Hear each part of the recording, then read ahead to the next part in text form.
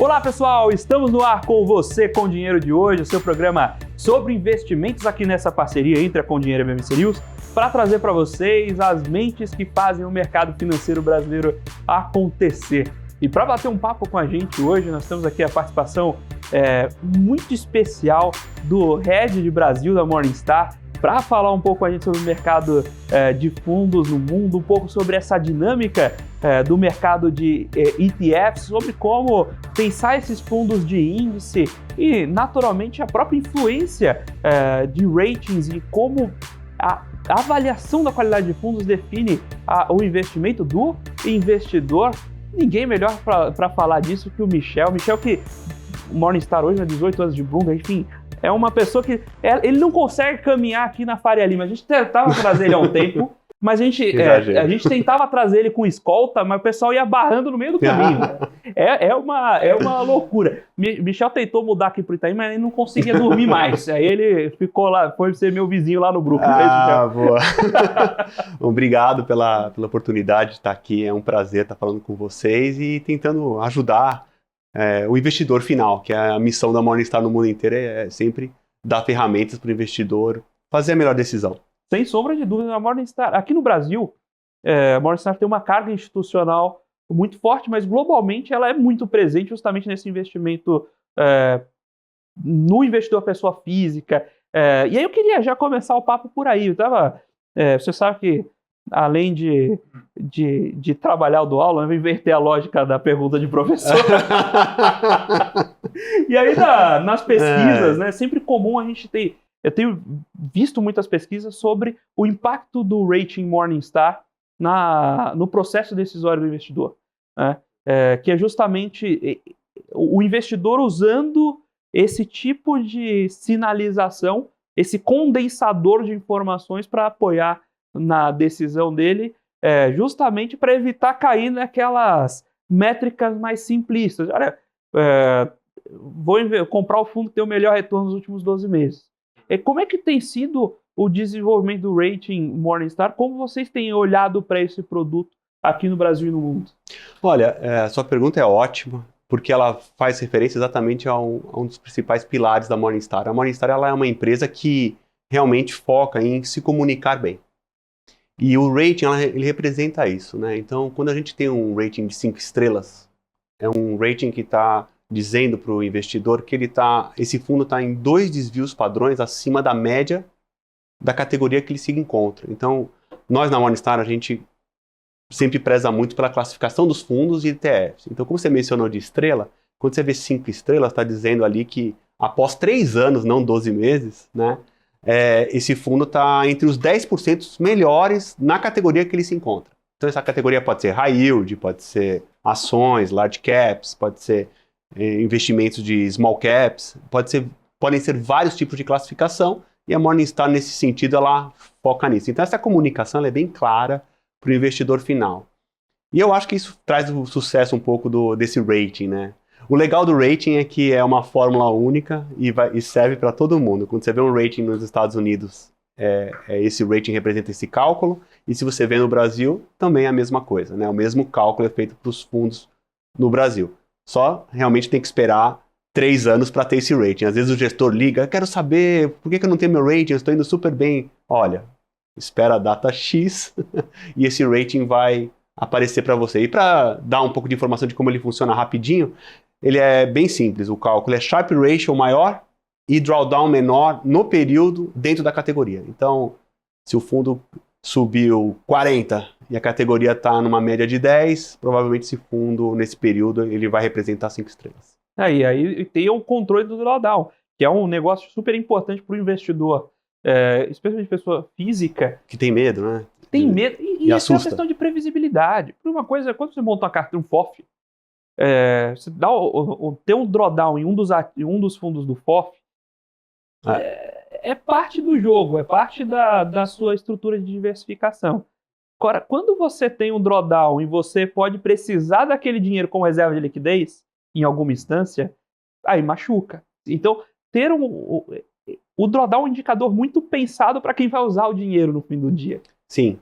E ele é um indicador também até para como você vai compor a sua carteira, né? Você que dá aula e faz alocação de portfólio sabe disso, né? O tipo de expectativa que você espera, né? E que vol você quer ter para esse fundo, o drawdown é um dos indicadores melhores para indicar aí o que você pode ter pela frente. Sem dúvida, sem dúvida.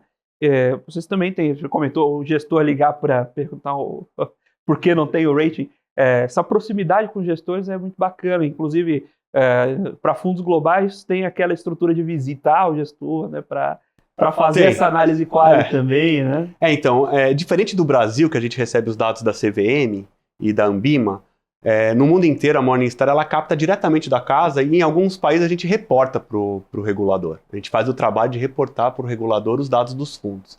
Então, alguns países a gestora procura a gente logo no início para poder reportar os dados. E é importante ele estar bem classificado. Então, essa conversa com o gestor ela tem que ser contínua, principalmente se ele não se vê refletido ali na categoria que ele está. E aí a gente entra numa análise e enxerga aquilo e explica para o gestor se ele está correto ou não também nessa, na maneira que ele vê a classificação do próprio fundo dele. Você trouxe um ponto que a gente sempre provoca aqui. O brasileiro tem um pouquinho de aquela síndrome de vira-lata, de tudo aqui é pior. E informação de fundo no Brasil é particularmente disponível, né? Carteira de fundo é mensal e explodida até o último ativo, aquele negócio de 3 meses, tem países que são até mais. Tem 3 meses de omissão, mas a partir da desomissão é regular. Sim. Né? Nos Estados Unidos, por exemplo, você começa reportando as 10 maiores posições. Alguns gestores publicam tudo, mas obrigatório mesmo são as 10 maiores. Exatamente. Então, tudo isso a gente está acostumado com o nível de informação quando investe no Brasil, que não necessariamente é encontrado lá fora. E agora que a gente tem esse movimento de gestores buscando, olha, crescimento de investimento no exterior via fundo, no Brasil é questão de, em 5 anos, crescimento de 10, 12 vezes, né, o acumulado. Uhum. E o que o pessoal muitas vezes sente falta é justamente de encontrar essa mesma informação lá fora. E aí também entra um pouco dessa tarefa, essa missão de vocês, né? Que quando você olha dados globais, você não vai buscar a carteira da CVM, você tem que falar com a Morningstar. Tem que falar com a Morningstar. Não só comigo, mas assim, a gente é uma boa referência de dados no mundo inteiro, especialmente para fundos e ETFs, né? E como é que vocês têm sentido essa demanda do gestor local para olhar mais fundos de fora? A gente tem usado, você que está olhando essa ponte, né, Brasil, mundo, a gente tem tido esse fluxo de investimento no exterior via fundos? Tem tido bastante, e também isso começou com juros bem baixos, né? Logo depois aí saída da pandemia, as plataformas que entraram agora no mercado, que ajudam o investidor brasileiro a investir lá fora, ajudaram muito nesse movimento, né? E o interesse vem aumentando cada vez mais. Muito mais fácil hoje em dia você encontrar um ativo internacional do que há 5 a 10 anos, com certeza. E a gente tem justamente o investidor brasileiro, curiosamente, né, começa investindo por renda fixa, como qualquer no mundo, e para depois para variável. Mas quando foi abrir a porta de investimento no exterior, muitos de todo mundo que tem posição no exterior, aproximadamente 50% tem posições em renda variável, né? Você tem 48% foi o número... Você pegou para lá fora. Brasileiro investindo fora. Brasileiro, né? Investindo lá fora. O que é muito curioso, porque isso já vai... Geralmente, quem fez esse movimento no exterior já foi com apetite a risco. Já. Né? Mas tem esse caminho de investir usando um fundo que te garante já alguma diversificação, né? O fundo, a gente pode até falar também de ETF, também, que a gente considera na Morningstar como um fundo, né? Eles são a melhor porta de entrada para o investidor que quer começar. Porque, com certeza, é importante você ter o apoio de um profissional neste investimento. É importante ler bem as informações, né? Não só os ratings que a gente fornece, mas qualquer informação que você possa capturar do fundo e também de resgate, né? Porque às vezes a pessoa investe e espera ver um ganho e acha que vai poder tirar o dinheiro e usar já, e tem fundos que às vezes você tem que esperar 1 mês, 2 meses para receber esse dinheiro de volta. Então também é importante ter essa consciência, né? Mas de maneira geral é muito importante investir internacionalmente porque realmente, se você quiser falar um pouco disso, eu acho importante falar do risco, né? Você diversificar o risco, né? Então a gente sempre gosta de me colocar no estrangeiro, né? Se você fosse um suíço, você investiria 90%, 80% do seu capital no Brasil? Então provavelmente não, né? A gente é muito casado com as taxas de juros e esse período de inflação enorme que a gente passou durante décadas. Então, esse sentimento de risco, ele não é tão... O investidor brasileiro não percebe tanto.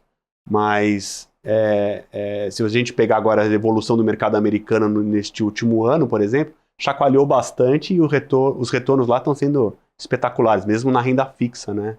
Pagando 5,5%, 6%, dependendo do tipo de ativo que você pega de renda fixa, com um risco muito baixo.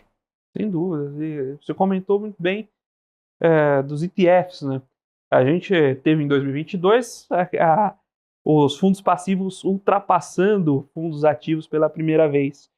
Como é que vocês têm visto esse movimento de ida para fundos passivos e como tem sido o uso de fundos de índice para forjar essa nova dinâmica de mercado? Olha, essa pergunta, ela pode ser muito extensa a resposta, ou pode ser curta, né? A gente tem visto que é um caminho sem volta, primeiro, né? Porque a maioria dos fundos ativos, eles não performaram os índices, né? Então, acho que... Eu não sei se você tem um estudo, mas eu tinha um estudo de quase 80% dos fundos não bateram os benchmarks. Eu não sei se esse número aumentou ou baixou, mas é um número relevante. E além disso, nos Estados Unidos, pela questão da automação, esses índices que você está mencionando, eles estão virando agora carteiras indexadas. E essas carteiras indexadas estão sendo feitas para grupos específicos de investidores. Não chega a ser uma ETF, mas ela costuma ser mais customizada, personalizada para esse cliente final. Então os índices estão aumentando, o uso dos índices estão aumentando de maneira vertiginosa nos Estados Unidos. E tem a linha do Direct Indexing, né? Que você montar um fundo para cumprir um conjunto de regras específicas pensadas como índice, não é isso? Exatamente. Às vezes pode entrar nessas regras questões de ESG, né? Pode entrar questões de compliance da empresa, pode ser questões de impostos. Então pode ter várias maneiras de se compor esse índice para que reflita melhor a demanda dos clientes. Está muito em alta nos Estados Unidos isso, no Brasil ainda nem começou. Está só iniciando os processos. E aí isso já é uma visão institucional. Então, por exemplo, o investidor institucional entra em contato com um provedor de índice, vocês, por exemplo, outros casos do mercado, e fala, olha, eu gostaria de investir de acordo com esses critérios. Forja-se o índice e aí você cria um ETF, um fundo negociável em bolsa para compor aquela carteira. Exatamente. E o difícil disso tudo é que você tem que ter uma volumetria grande para justificar a criação do índice, né? Não é uma coisa barata. Então tem que ter muita tecnologia por trás. Então você tem que ter uma redistribuição muito alta para poder capitalizar e trazer esse índice para uma maneira, falando do lado institucional, né? Que seja rentável para essas instituições. Já as ETF também têm crescido bastante para o investidor retail, né, o investidor de rua, porque ele também já traz grandes maneiras de você diversificar o investimento sem tomar muito risco, né, com tickets pequenos. Você pode começar o investimento. Antes, no passado, você tinha menos ETFs e você tinha que entrar no mutual fund e tinha mutual fund que te pedia $100 mil, $1 milhão, $500 mil para você entrar no fundo. Né, tinha tickets mais altos. Hoje em dia, isso também melhorou muito. Isso comentou justamente de outros componentes que passam a entrar e pesar esses índices, e, inclusive ESG. Eu sempre comento aqui no programa que a gente já tentou conversar com instituições parceiras e desenvolver o índice ESG para o Brasil. A gente se esbarra no acesso a informação e o que bate na própria definição do índice.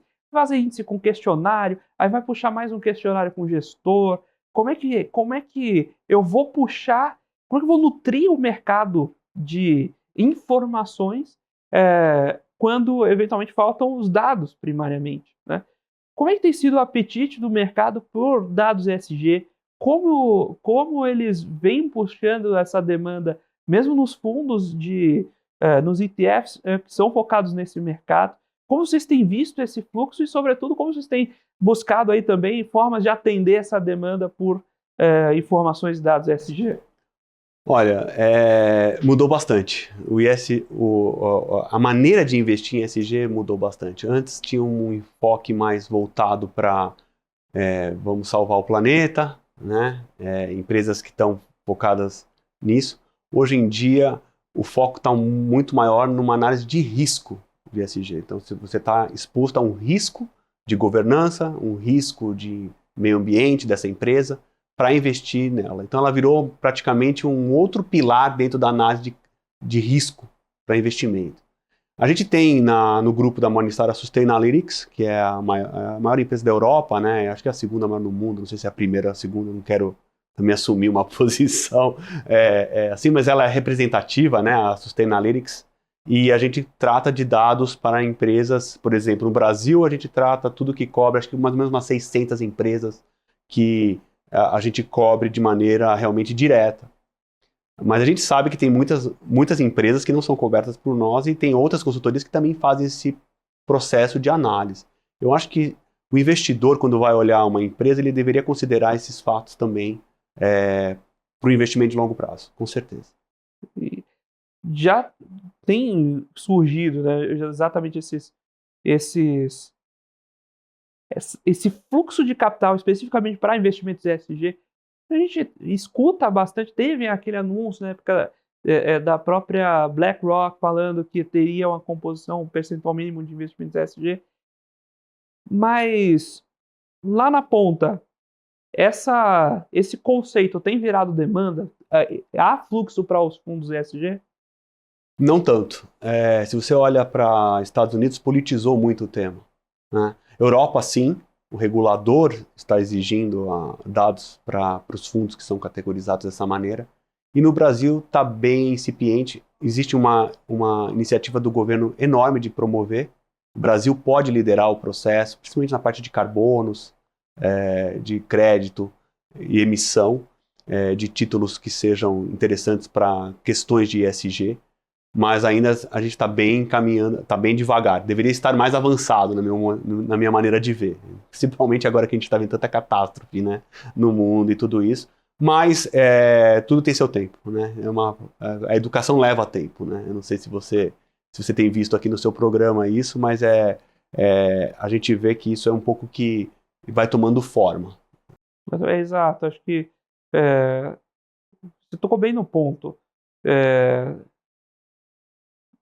Leva tempo e você constrói a partir de pilares. Você começa a puxar os fóruns, divulgar aquele tipo de demanda, evolui aquele tipo de demanda para ir tomando forma,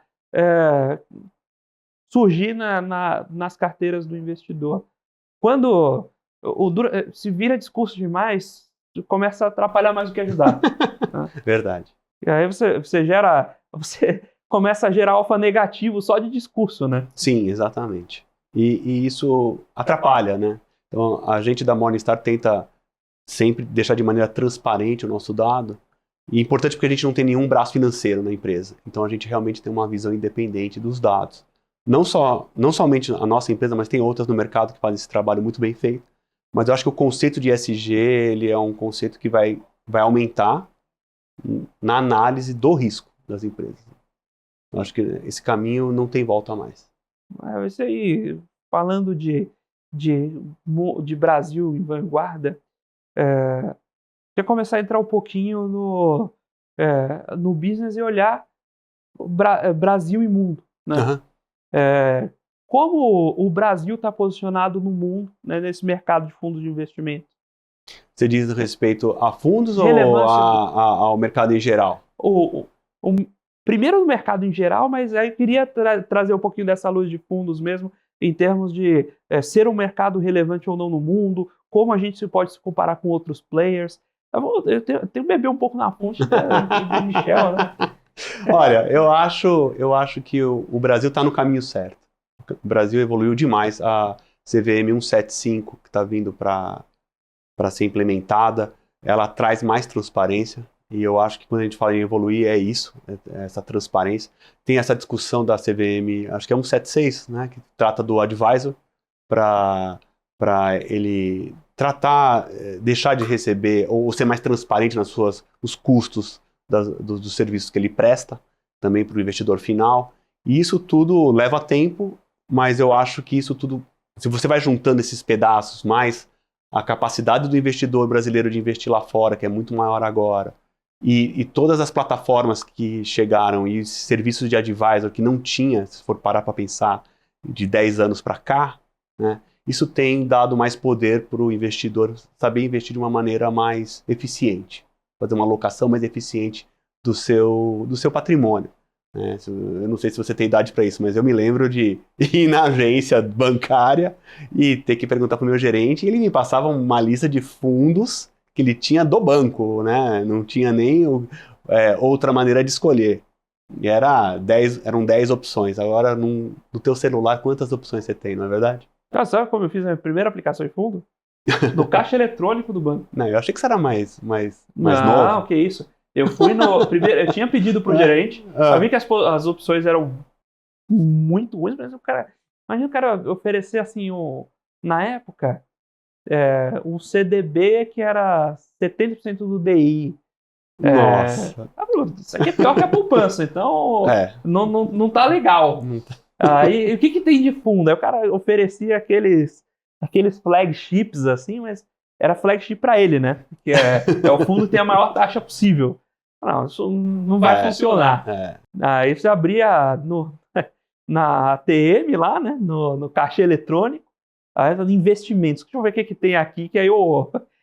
sem o filtro do sujeito que está tentando me vender o mais caro. Claro. Foi a primeira aplicação de... Então, se você olhar nessa perspectiva, a gente está avançando bastante rápido. Sem dúvidas, sem dúvidas. Tô otimista. Você comentou da 75 e de transparência. E esses fundos com multisséries, multiclasse de cota dentro do mesmo fundo. O share class? Você acha que isso vai contribuir para a transparência? O mercado americano já é assim. Eu acho que sim, porque você direciona os custos do fundo para o tipo de cliente que vai comprar. Então, você deixa mais transparente também a questão toda da dinâmica desse fundo, né? Então, quando você abre em share class, apesar de ser o mesmo fundo, você tem diferenças de despesas e mínimos que você pode investir. Isso não vai confundir o investidor, não? Você está olhando... Imagina, você abrir a lâmina lá, vai abrir a lâmina na Morningstar, ou no Com Dinheiro, se você preferir também, funciona. Você vai abrir a lâmina e aí tem taxa de administração, vai ter uma taxa de administração, vai ter a lâmina, vai ser por share class, não mais por fundo. Eu acho que a plataforma tem que fazer uma boa curadoria, né? Por isso que estão as plataformas aí, esse mundo digital todo avançando tão rápido. Eles têm que fazer essa curadoria para o investidor final, mas é muito melhor ser assim do que você estar dividindo o bolo com outros e tendo uma despesa maior, as estruturas master feeder, né? Porque às vezes nem é só master feeder, às vezes tem 3 ou 4 camadas para chegar no master hoje em dia. Exatamente. Hoje em dia menos, antigamente era mais. Antigamente era mais. E tinha uma outra coisa, você já deve ter escutado muito essa pergunta também. Não, quais são os fundos master? Não é uma classificação CVM de fundo master. Aí você fala, vamos pegar os fundos que tenham taxa de administração 0. Isso também não é verdade.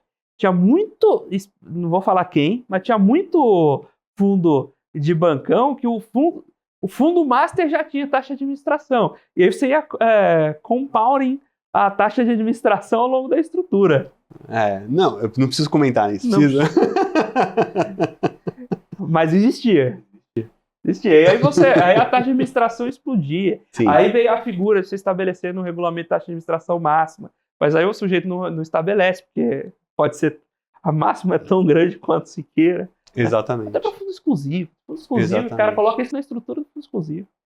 Eu acho assim, e olhando do lado assim do copo meio vazio, ainda a gente tem muito caminho para integrar os sistemas e tratar os dados do cliente final, reporting, extrato, cálculos de impostos. Isso ainda está tudo a ser desvendado tanto pelas soluções pelas plataformas como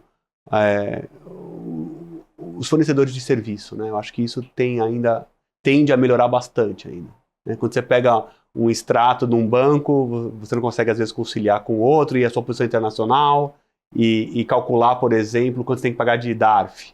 Então, esses passos todos para você chegar e fazer isso em larga escala não estão acessíveis, pelo menos, para a grande maioria. Estou dizendo para a grande maioria. Obviamente, tem soluções como a Com Dinheiro e Morningstar ou outras, mas ainda não está em larga escala nos bancos. Eu acho que seria excepcional se já tivesse. É uma dor que só comenta sobre solucionar via Open Banking. O Open Banking é a transferência das informações que existe. Essa informação muitas vezes não existe dentro do banco ainda. Exatamente. Pode parecer absurdo ouvindo assim, mas muitas vezes o banco, a não ser que você seja o próprio custodiante do ativo, não sabe exatamente onde está a posição do cliente, consequentemente você não sabe, ainda que soubesse a posição, você não tem o preço atualizado,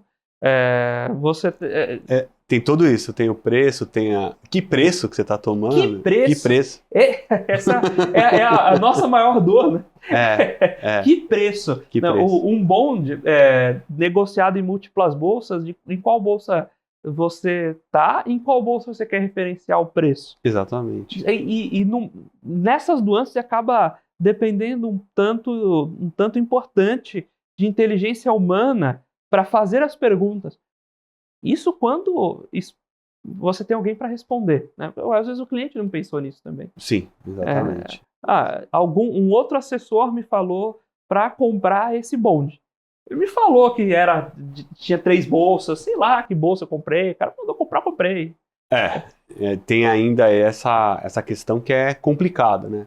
Nos Estados Unidos, se você é um advisor lá e tem a permissão... Aqui você também tem alguns que são assim, mas é muito, muito menos do que a gente vê na rua. Você tem a permissão de operar pelo seu cliente, né? Então, esse fluxo é um pouco mais fácil para o cliente final do que no Brasil, né? Comparando, tem o percentual de advisors que podem realmente ter o mandato de operar pelo cliente é muito pequeno ainda. E a gente deve caminhar para isso? Deve caminhar para... Deveria, né? Eu espero que sim, né? Porque você deixaria na mão de um profissional, após, obviamente, consultar o cliente final, né? Ter a responsabilidade de operacionalizar e reportar para o cliente final exatamente o que está acontecendo com os portfólios, com as carteiras de cada um, né? Você comentou após consultar o investidor. O que hoje acontece é o contrário. Você monta a posição, aí consulta o investidor depois para a culpa ser dele. Você achou aquele papel maravilhoso.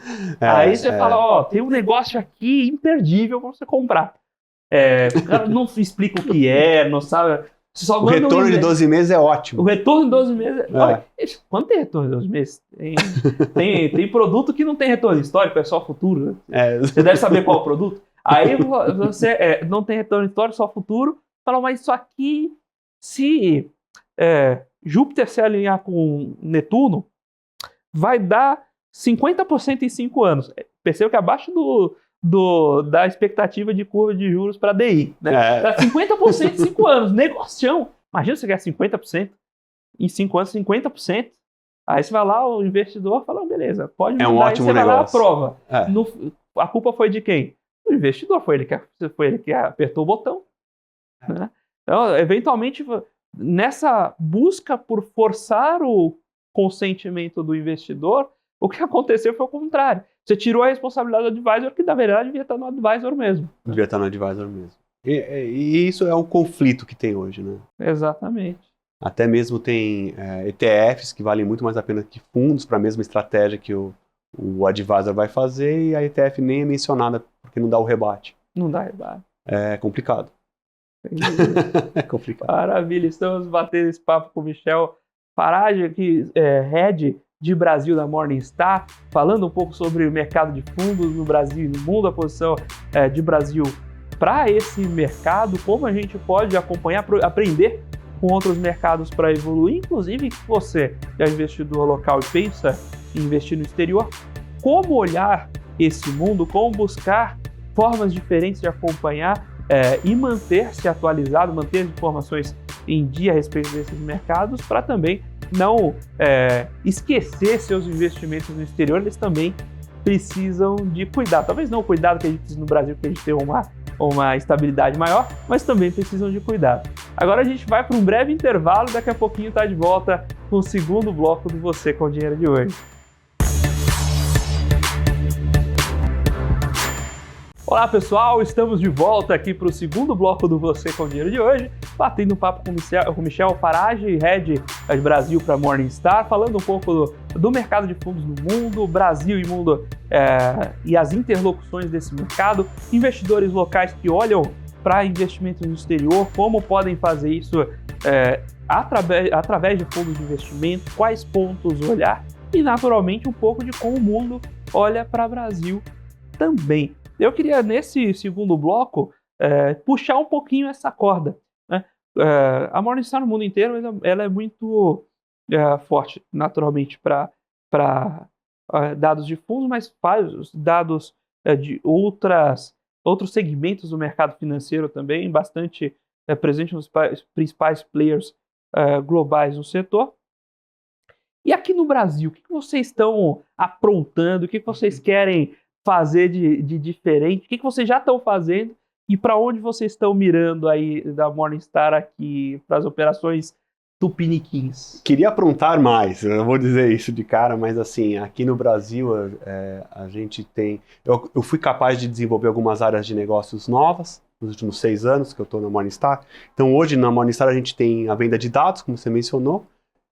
São dados que a gente faz tanto para alimentar dados de balanço, dados da própria instituição, né, de ação, enfim, e dados de bolsa. Né? Então a gente tem ali tudo que é transacionado em bolsa, né? Então, e criptomoeda, e ações, e tudo isso. Então a gente alimenta várias plataformas do mercado financeiro, inclusive a Com Dinheiro e outras, aí a gente alimenta com os nossos dados. Além disso, a gente tem a nossa própria solução de análise de fundos, que é o Direct, que sempre foi o carro-chefe da empresa, né? Aliás, a empresa está fazendo 40 anos este ano e começou com um livro de melhores fundos para se investir nos Estados Unidos. Tinha a Reuters de um lado, tinha a Bloomberg do outro, com o mercado de renda fixa, e o John Mansueto viu a oportunidade de abrir para fundos, e hoje, graças a Deus, aí a gente é uma empresa que realmente representa a indústria de fundos muito bem. E neste terminal que a gente comercializa, a gente faz toda essa análise de fundos internacionais. A gente não faz análise muito de fundos locais. O nosso foco realmente é internacional, porque o nosso research está nos Estados Unidos, né?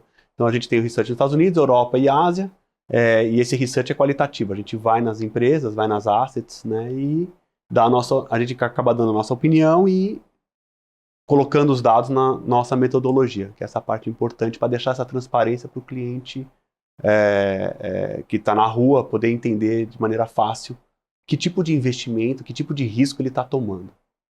Eu acredito que essas são os principais produtos que eu tenho aqui.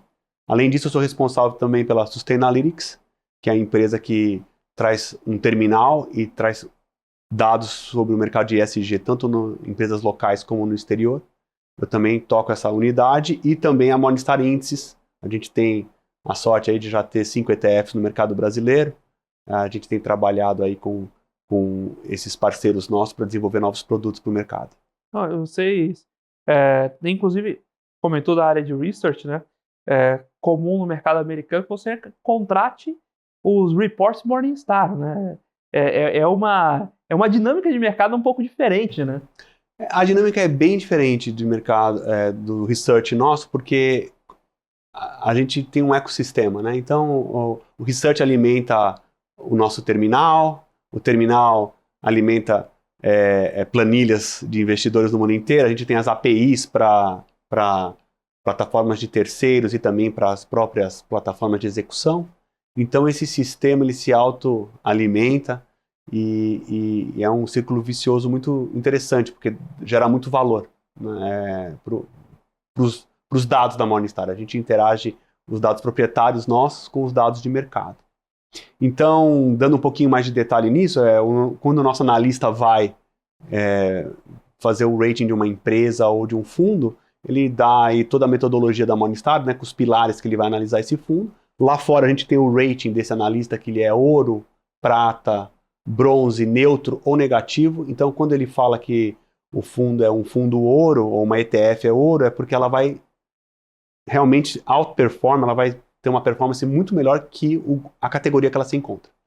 Então, aí já é uma opinião do analista nosso dizendo como ela vai performar no futuro. E como a gente não tem nenhum braço financeiro, eu gosto de falar isso sempre, a gente não ganha nada na venda ou não desse produto. A gente tem realmente uma independência muito grande.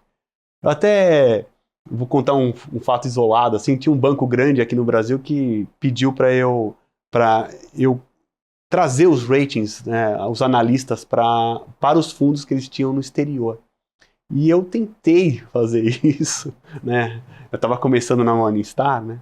E eu tinha um apreço enorme por esse banco, é um banco ótimo. E eu recebi uma negativa, olha, desculpa, não está nos parâmetros de tamanho, né? Então, assim, os fundos que eles cobrem são fundos... acho que tem uma estatística que mais ou menos são 7 ou 8% dos fundos globais que a gente cobre, de maneira global, e isso representa quase 60% dos ativos investidos. Então, assim, eu tive que voltar para o banco. Infelizmente, os nossos bancos não captam tanto, e eu tive que dizer que não estava num filtro. Realmente tem um Chinese Wall aí da minha área com a área de research. Para 7% cobrir 60% dos ativos da indústria, o corte de tamanho é grande, hein? É grande. Muito mercado americano, drena muito isso. Drena muito o mercado americano, alguns fundos europeus, mas ETFs também, né? Também tem uma capitalidade muito grande de distribuição. Então, eles têm os critérios. Seu critério não é só esse, mas eles têm o critério de atender o maior número de investidores. Eles falam, né? Então, a gente não tem contato com a área de research nesse sentido. O que me frustra muito às vezes, né? Mas também é bom, porque se o rating nosso não é muito favorável, eu não tenho não tenho nenhuma relação com isso também. Então, facilita meu trabalho comercial também.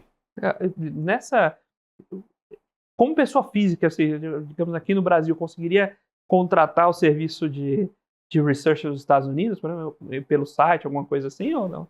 Não, a não ser que ele tenha um cartão, uma conta americana, ele consegue fazer isso, porque eu não consegui trazer esse produto, não está disponível para o Brasil.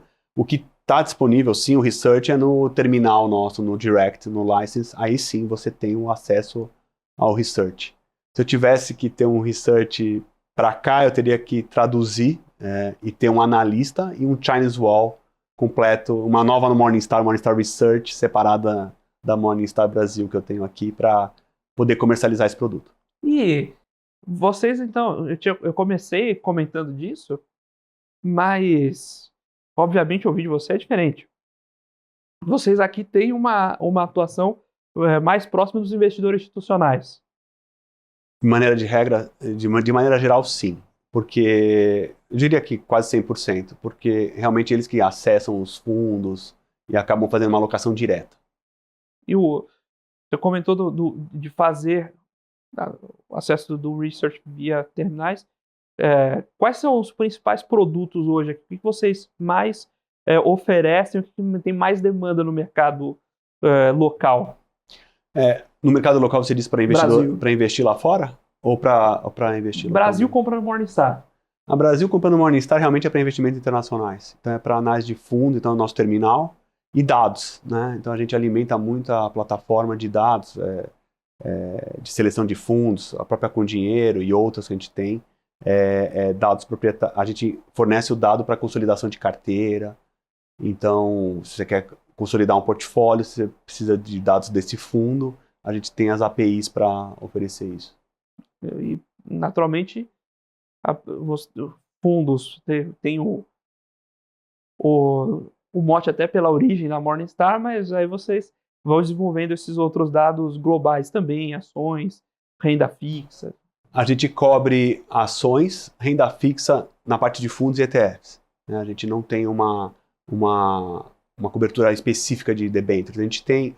A Morningstar é dona da DBRS, né, a DBRS, que é a maior agência de crédito, de rating, né, de emissão no Canadá. É a quarta maior do mundo, mas a diferença da quarta para a terceira é gigantesca. Então, esse é muito representativo para a Morningstar no Canadá somente. E aproveitando para beber um pouco nessa fonte de direcionamentos também, a gente comentou sobre essa ida do mercado de fundos para os fundos passivos. Uhum. Mas dentro do que é fundo passivo, assim como hoje no Brasil a gente chama de fundo quantitativo, qualquer fundo que usa modelos quantitativos, mas isso dentro dessa caixinha existiriam N outras divergências, ou N outras categorizações. Dentro de fundos passivos existem tipos e tipos de fundos passivos, inclusive fundos que se preocupam em alocar em segmentos diferentes, específicos, ou mesmo em estratégias específicas. Né? E eu queria ouvir um pouco de vocês também. Para onde vai essa indústria de fundos? Eu acho que tem um pouco a ver com o que a gente falou no começo, né? Ela vai facilitar muito, né? Então hoje você tem ETFs que calculam de maneira automática uma aposentadoria. Você entra num sistema e consegue ver o que seria um melhor risco-retorno para você de acordo com a sua idade. Então esses produtos, eles de maneira passiva, eles conseguem trazer uma alocação interessante para o investidor final, né? E essas estratégias que você está mencionando, né, a gente gosta muito de dividendo, né? Então tem ETFs agora também que estão sendo lançadas que reinvestem os dividendos, né? Tem questões tributárias que também têm que ser analisadas para cada produto, né? Mas eu acredito que a tendência desses fundos, desses índices, né, é realmente aumentar na alocação. Pelo menos é meu desejo, né? Porque isso chegaria mais perto do que é uma transparência maior para o investidor final. Nessa linha de transparência para o investidor final, a gente tem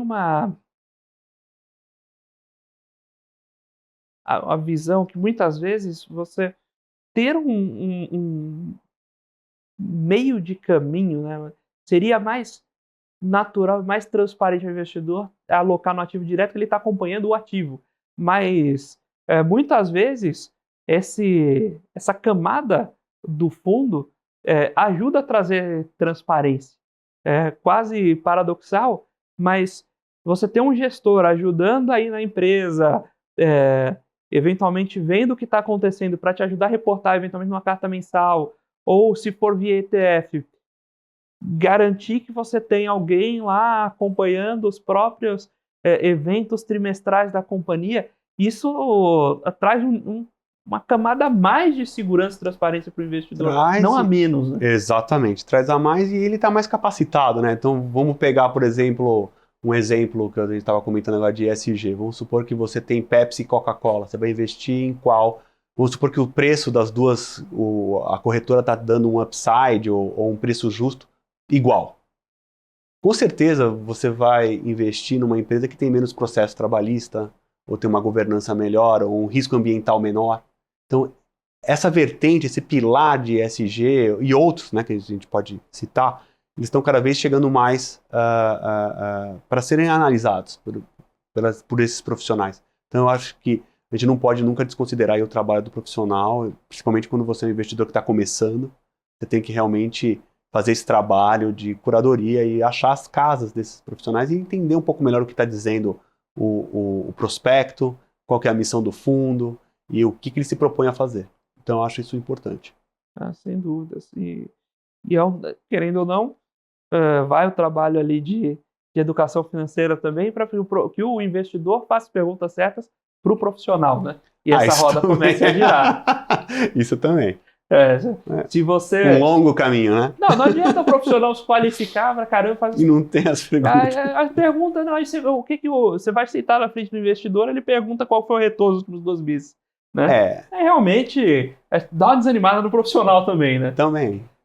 É um trabalho de montar todo o ecossistema, montar todo o mercado e treinar as pessoas a irem na direção correta. E é um pouco, Michel, eu estou fazendo meia-culpa, é um pouco do nosso trabalho também de ensinar o mercado que determinados indicadores índices existem. Exatamente. Acho isso importantíssimo, né? A gente está... E de maneira visual, né? Os produtos, por exemplo, quando você tem é fácil você olhar uma estrela e ver, é fácil olhar uma medalha e ver, é fácil você ver um percentil ali de uma barra e ver como ele está posicionado contra os outros, ou se ele é um style box, que a gente chama, né, que é que quartil que ele está, esse fundo, se ele investe em renda fixa com crédito bom, ou large caps com growth ou com value. Então, essas visualizações também ajudam, né, o investidor final a entender de maneira rápida. Apesar que eu acho que isso é só o começo da transparência, né, o que você está realmente dizendo. Ele também tem que ter esse interesse vamos dizer, puro, de querer entender mesmo para onde está indo o dinheiro dele, né? O dinheiro que ele suou tanto para conseguir e às vezes ele investe achando que está num porto seguro e não está, né? Tá num risco enorme, né? Isso acontece muito também, a gente viu isso com aqueles fundos imobiliários, a gente nem chegou a falar muito disso, mas é difícil, né, de você entender o que tem lá dentro, né? Tem que ter muita confiança no seu advisor também, ele saber te explicar se é um shopping que você está pegando, se é um edifício. Ou se é um fundo de crédito. É um fundo de crédito. Então, é muito importante isso e leva tempo. Leva tempo e acho que você toca num ponto bom que leva tempo e dá para encurtar um pouco a apresentação da informação. A gente teve em um exame de certificação, teve um alto índice de erro. Uma pergunta que era mais ou menos o seguinte: olha, se você tem uma carteira de risco, você vai acrescentar mais um ativo de risco. Você deveria usar o quê? Né? Sharpe, Trainor, Sortino, etc. e tal. Aí todo mundo, ativo de risco, tal, Sharpe. O cara não considera que você precisa do componente de risco sistêmico, que é... Correlação. Então, eventualmente ele deveria usar Trainor, né? Porque aí o indicador de risco considerava um risco sistêmico. Isso para o profissional. Mas como é que você vai ensinar isso para um investidor de varejo? Então você precisa desses instrumentos lúdicos, você precisa que fosse uma segmentação. Falei, esse aqui é o único ativo de risco da sua carteira, sim ou não? E aí você vai lá ou mostra um ou mostra outro já com base na resposta. Então, facilitar esse entendimento, facilitar esse acesso à informação pro quanto menos economês, melhor, né? Melhor. Eu acho que é importante para o cliente confiar no advisor, né? Então, eu sempre falo para o meu advisor também, cada um tem um, né? Foca no produto que o resto vem. Porque realmente, quando você tem um bom produto, né? Que é você saber explicar, você saber alocar para o seu cliente de maneira honesta e transparente, é isso que vai te pagar no futuro, com certeza. Então, acho que é isso que é importante. E eu acho que a gente tenta fazer um papel ajudando a indústria de maneira geral.